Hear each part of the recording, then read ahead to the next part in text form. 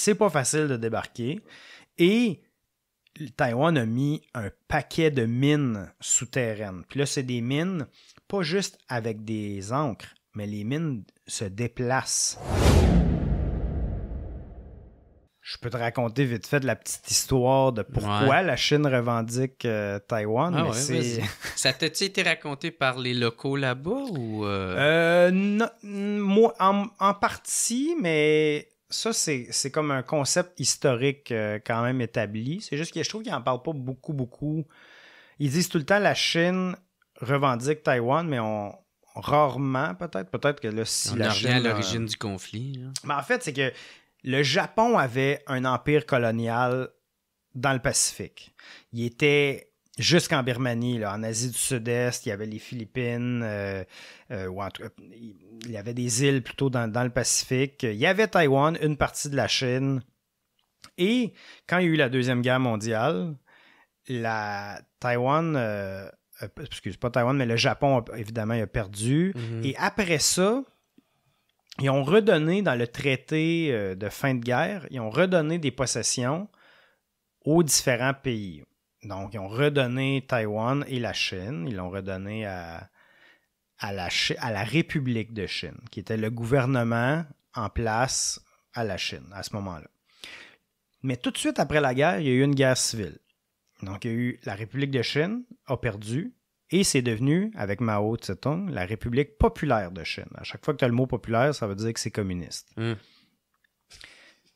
Mais là, le traité, il y a un gars qui s'appelle Chiang Kai-shek. Lui, il a perdu contre Mao. C'était lui qui était le président de la République de Chine. S'en va avec son armée en exil à Taïwan. Puis dans sa tête, il va revenir dans quelques années pour reconquérir la Chine. Là. Les communistes, ils ne seront pas là tout le temps. Ça arrive jamais. Puis finalement, le nom de Taïwan aujourd'hui, c'est la République de Chine. Comme si ça n'avait jamais cessé d'exister. C'est pas un nouveau pays. Donc, dans la constitution de Taïwan... C'est comme les deux communautés chinoises, dans le fond. Ils parlent la même langue, ou à peu près. Ouais, c'est ça. Mais c'est plutôt un nouveau gouvernement. Fait que la République de Chine dit, nous, on pense que Taïwan a été remis pas à peu importe qui est le gouvernement de Beijing, de Pékin, mais à notre gouvernement, la République de Chine, à notre entité comme pays.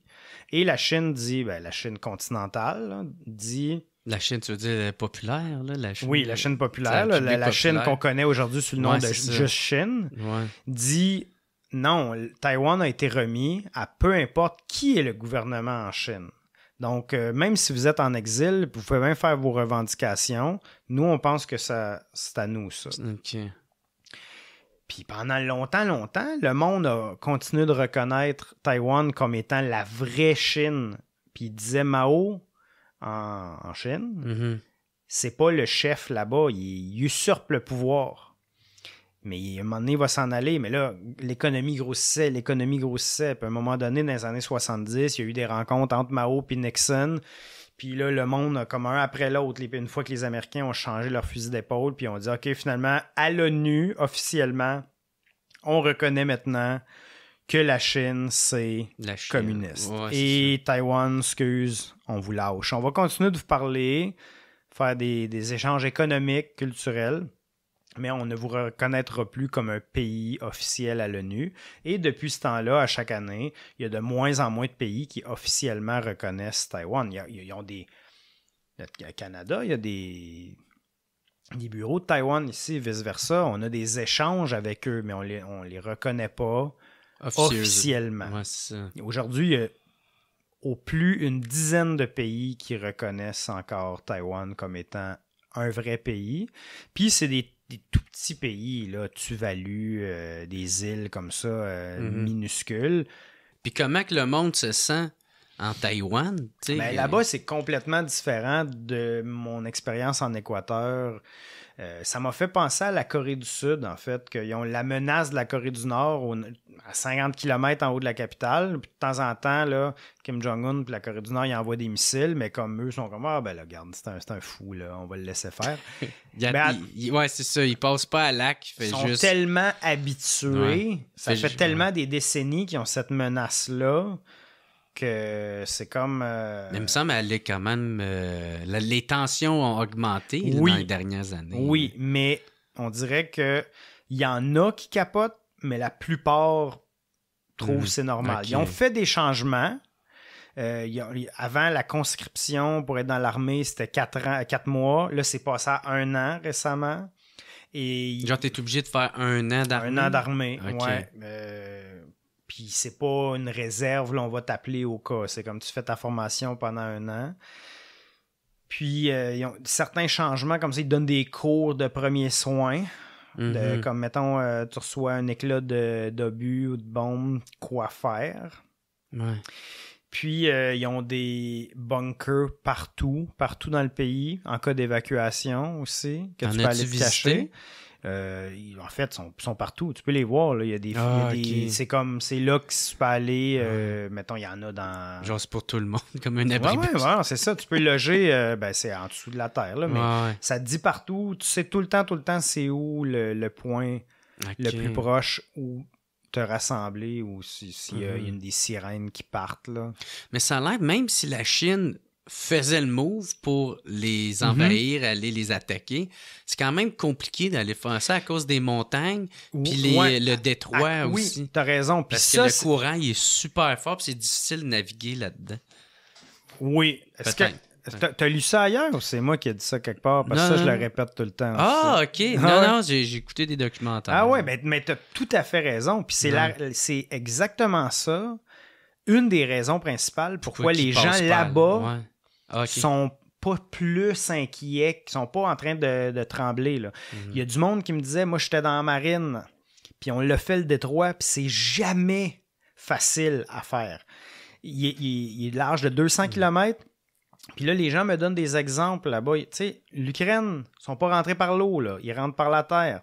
Toutes les invasions qui fonctionnent, c'est quoi une invasion par l'eau qui a fonctionné? C'est le débarquement de Normandie. Là. Puis ils l'ont planifié plusieurs puissances ensemble pendant des années Il y a avant. eu plein de pertes.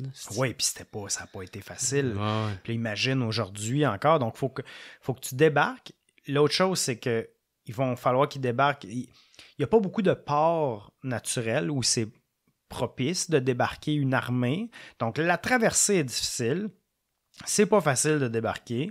Et Taïwan a mis un paquet de mines souterraines. Puis là, c'est des mines, pas juste avec des ancres, mais les mines se déplacent, changent de place. Puis si tu n'as pas la carte à jour de son où tes mines sous-marines, tu peux pas aller là avec ton gros bateau. Là. Donc, ton détroit, il est encore plus compliqué que ça. OK. Les montagnes, là, c'est si ça devenait comme une guerre de guérilla, peut-être, là, à l'intérieur. Mais l'autre chose, là, on parle d'une invasion de la Chine qui est estimée peut-être pour 2027. C'est quand même assez loin, c'est proche, mais c'est loin comme estimation. Mais entre ça ou avant ça, c'est que la Chine, son plan c'est pas une invasion militaire. Ils ont l'exemple de Poutine de comment ça n'a pas réussi aussi bien qu'ils pensaient. Ils veulent pas reproduire ça, surtout si c'est dans l'eau. Leur plan A, c'est de